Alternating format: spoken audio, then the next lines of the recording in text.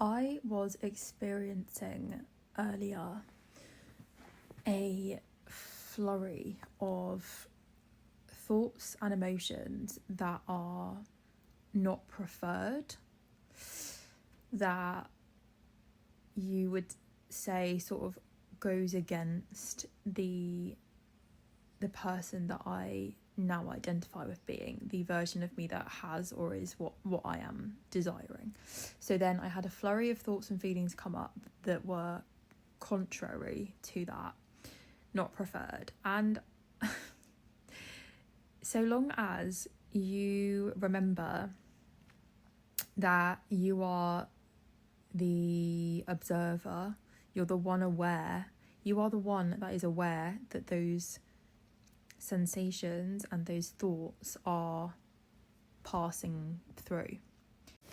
And I know that it can feel so like real, like dead ass, like no, this is the truth, like this is like how can this not be? It's so strong, like it is so present in my, it's like you temporarily obscure the truth of who you are because you get sucked in by these thoughts and these emotions that are appearing within consciousness.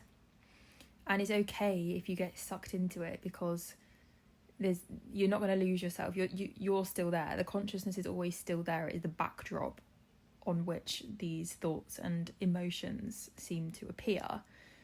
So it's not like, it has anything to do with, oh no, like I've stopped being myself because I took in or I powered that emotion for a hot sec. I can already hear the mind being like, yes, but what about my manifestations?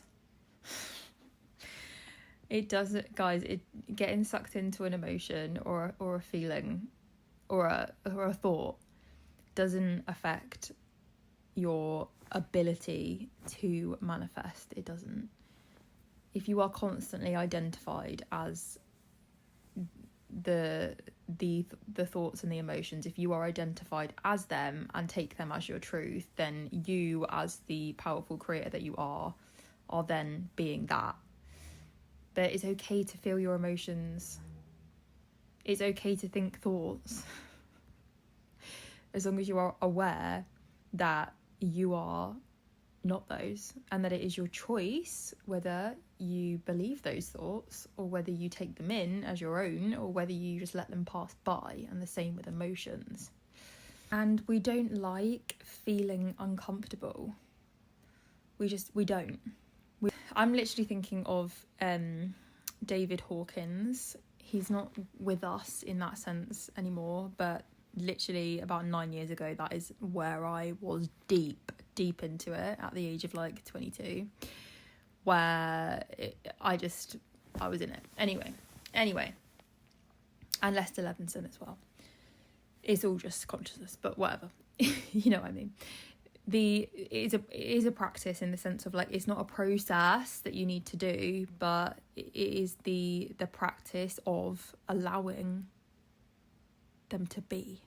And how do you allow them to be? You recognize the truth that you can observe these uncomfortable feelings arising in what you feel like is your body. It's literally just arising in consciousness. You can literally allow them to be without identifying as them.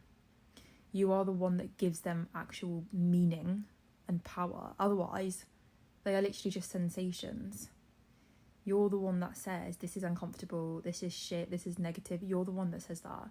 If you take a second next time you're having a spiral or you're mad or you're upset, to observe that emotion for what it is in your body rather than labeling it as something that shouldn't be there, you will start to realise that all of it was your choice. It was your choice whether to label it as something that was wrong or not. Otherwise, without your interpretation of it, it just is. It's just neutral. And the less that you identify as being those things and allow them just to be in your awareness, in your body, without attaching your sense of self to them, the easier it becomes to just let them arise. But the thing is, most of us have been conditioned, or most of us are in the practice of suppressing and holding on to our emotions and thinking that we have to do something with them. Like, feelings are there to be felt. They're not there to be ignored. They're not there to be demonized. They're not there to be anything. They're literally there to be felt by your body, or what you think is your body, in your awareness, that they're arising and they are just there to be felt. But you don't have to hold on to them by saying, this is what I am, if you don't prefer it. And in the same sense, feelings, the more positive feelings that you experience, have you noticed, you never actually hold on to those good feelings. You never hold on to them. You don't suppress them. You don't say that they should be something else. You just allow them to be there. And then I say eventually, but there's only now. But obviously, the more you see that, the deeper that your awareness goes of this, you stop being so bothered by it, and then your emotions start to take more of a back seat, because it's not that you're not feeling them, you're just not allowing them any hold. You're just like, okay, yeah, okay, whatever, fine, yeah, whatever. That's it. So no one's saying that you have to stop feeling emotions, like, that's not it. But they just don't take such an important role. You stop defining your experience by how you feel about it, especially when it's something that you don't prefer. I feel like I've just rambled a lot, but the takeaway from this is that the more you recognise the fact that your feelings don't have a mind of their own, and that they're not yours in the sense of there's nothing you need to do about them, and they don't mean anything. They do not mean anything intrinsically except the meaning that you place upon them, which is why we say it doesn't matter how you feel. You don't have to feel like $1 million to be able to receive your manifestation, because who said that was a thing?